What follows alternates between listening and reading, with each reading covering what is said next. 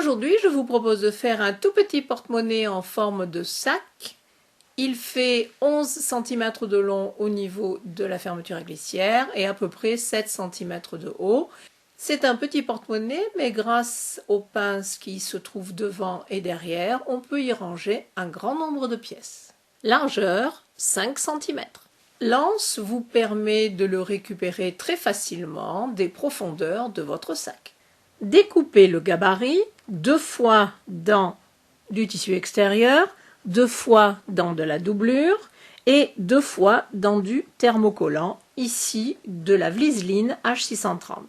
La fermeture à glissière fera 15 cm. L'anse est un rectangle, ici, de 20 cm de long sur 5 cm de large. Pliez donc le rectangle en deux, marquez le pli, ramenez les deux bords extérieurs vers le pli du centre que vous venez de faire, marquez les deux plis à droite et à gauche, repliez encore une fois et vous ferez simplement sur le côté qui est ouvert une surpiqûre à 2 ou 3 mm du bord, longueur de 0,3.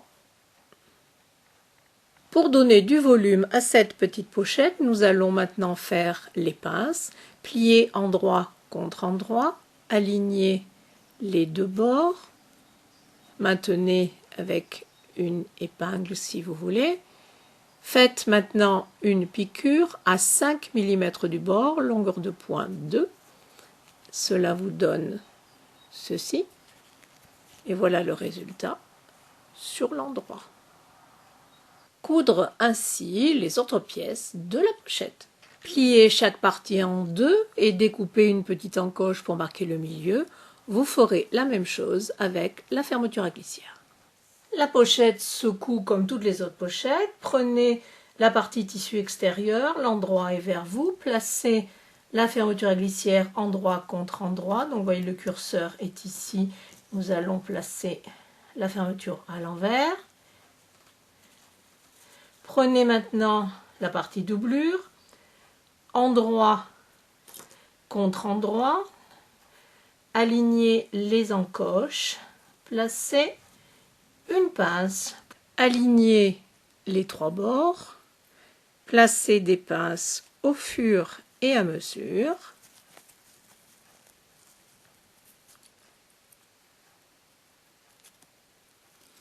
Et vous ferez ensuite la piqûre à 5 mm du bord, tout le long, en utilisant le pied de biche spécial fermeture à glissière. Voilà le résultat. Je vous conseille maintenant de faire des petites entailles, en fait, tout le long, justement pour rendre le bord de la fermeture à glissière plus souple.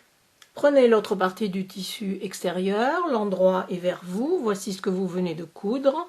Ouvrez, levez par la fermeture à glissière. Vous allez mettre maintenant endroit contre endroit, aligner le bord sur tous les deux encoches, prenez la partie doublure, endroit contre endroit. Je vais mettre une pince au niveau des trois encoches et ensuite, comme tout à l'heure, je vais aligner les trois bords petit à petit et refaire la même piqûre à 5 mm du bord. Ouvrez la pochette pour avoir de chaque côté une partie doublure, une partie tissu extérieur. Tirez bien sur les deux tissus et maintenant vous allez faire une surpiqûre après avoir mis quelques épingles pour bien tenir les tissus et qu'ils ne bougent pas. Une surpiqûre à 5 mm du bord de chaque côté de la fermeture à glissière. Je vous conseille de l'ouvrir pour pouvoir piquer plus facilement. Le résultat, un petit message pour les débutantes, j'ai fait un tuto technique sur la manière de coudre une fermeture à glissière avec gros plan et explication. Le lien vous sera donné dans la boîte de description en dessous de cette vidéo.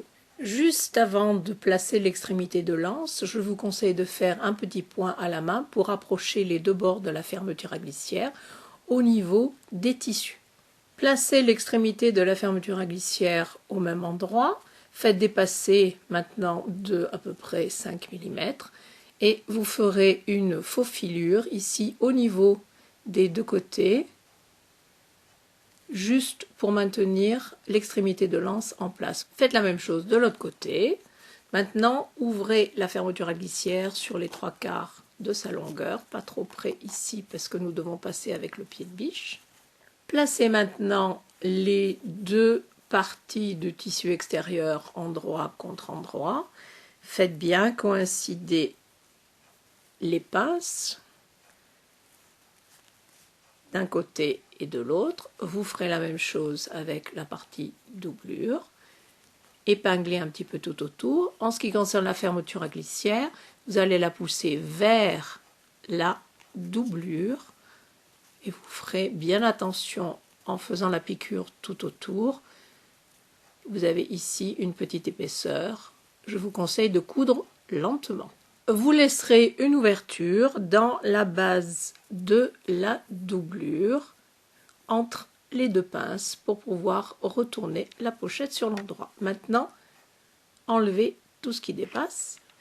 La piqûre se fera à 5 mm du bord, longueur de point 2,5. Faites ressortir la pochette par l'ouverture. Pour fermer l'ouverture, faites un petit rentré de 5 mm de chaque côté. Placez quelques épingles pour tenir les bords ensemble et ensuite vous ferez un point à la main qui s'appelle le point d'échelle pour bien tenir ces deux côtés.